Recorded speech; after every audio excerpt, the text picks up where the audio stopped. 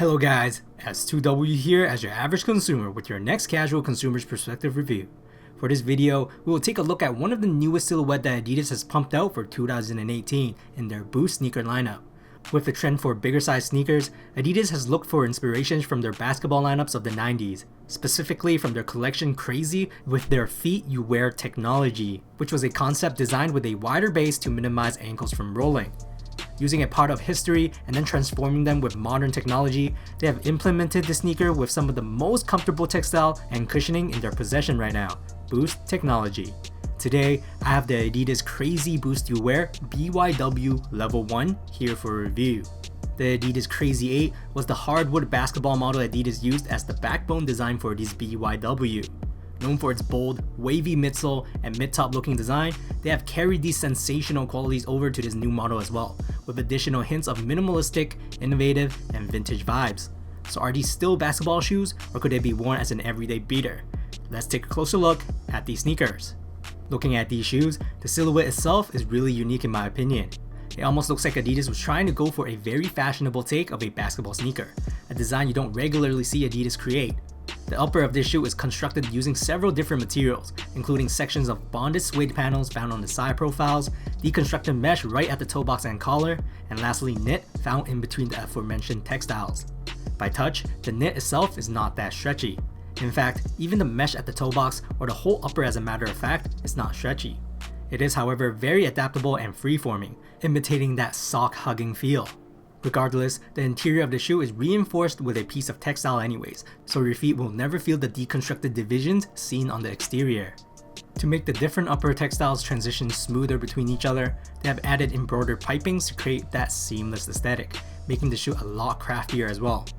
The side suede panels feel very smooth by touch, providing some extra structure to the shoes for lockdown stability. With closer inspection, it seems like the suede is different when compared from the lateral side to the medial. The lateral side has this diagonal line pattern finish to it, whereas the medial adorns a smooth buttery flattened suede piece. Speaking of the medial side, there exists an additional plastic mold at the midfoot area to further increase support and stability. At the back of the shoes, the mid-cut design is spotted here with a tall collar design, made uniquely to curve backwards to create this one-of-a-kind angular aesthetic. We will also see a thin purple heel pull here used to help us put on the shoes more easily. At the top of the sneakers, these shoes came laced up with very thin round laces in black. They are threaded through an unconventional, modern-looking lacing setup through small purple eye stays. At the bottom of this lacing system, there is also an additional nylon strap up front to elevate this fresh contemporary design. Then under these laces is a separate tongue made out of suede, the same soft suede found on the medial vamp. At the tip of this tongue sports an Adidas Originals logo embroidery, with multiple ventilation holes scattered throughout the tongue surface for added breathability. Inside the shoe, the wall lining doesn't seem like it's padded at all. It just feels like your regular textile without any wall cushioning. The shoe does come with an insole as well, but I found out that the forefront was glued down, so I didn't bother ripping them out. However, the insoles are done in white with the Crazy, BYW, and Adidas text branding all printed at the heel area. Then comes the midsole and outsole taking the highlight of this sneaker. Introducing a brand new 3-part podular boost midsole for comfort and movement enhancement, each boost pod is made really plush to deliver that responsive and cloud-like compression. Since the boost is not full length and is divided into 3 sections on purpose, it aims to adapt to our feet's natural movements for better articulation and flex perfectly at the most correct spots.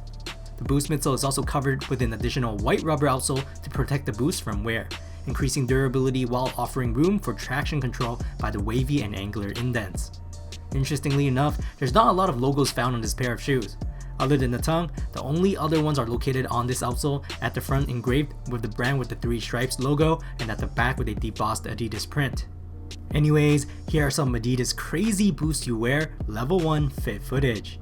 Sizing wise, I went true to size and it felt pretty good. This shoe had a wide base, so it was pretty wide foot friendly. At first, I had a lot of heel slippage when I didn't lace it up to the last eye stay, but after I did it, it held my feet pretty tightly and comfortably. Because of this, going half size down might even work for those who want a snugger fit. But by all means, try them in store because they are sitting almost everywhere. Comfort wise, the boost pods were very bouncy and springy, like what you would imagine how boost should feel like. As you can see my feet up here, every time my feet strikes the ground, you can see that slight compression bounce movement from the boost material.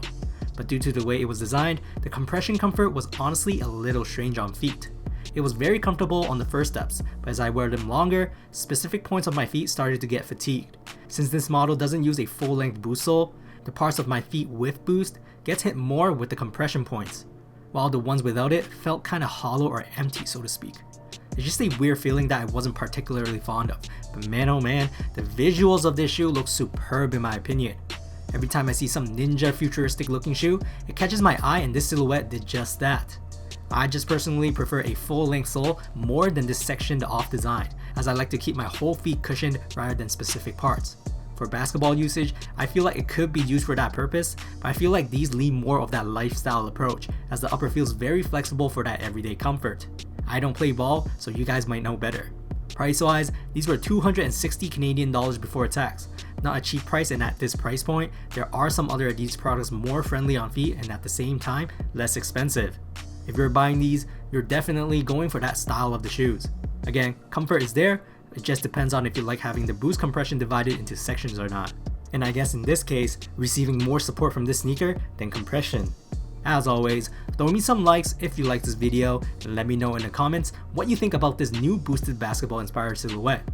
That's it for today. S2W signing off.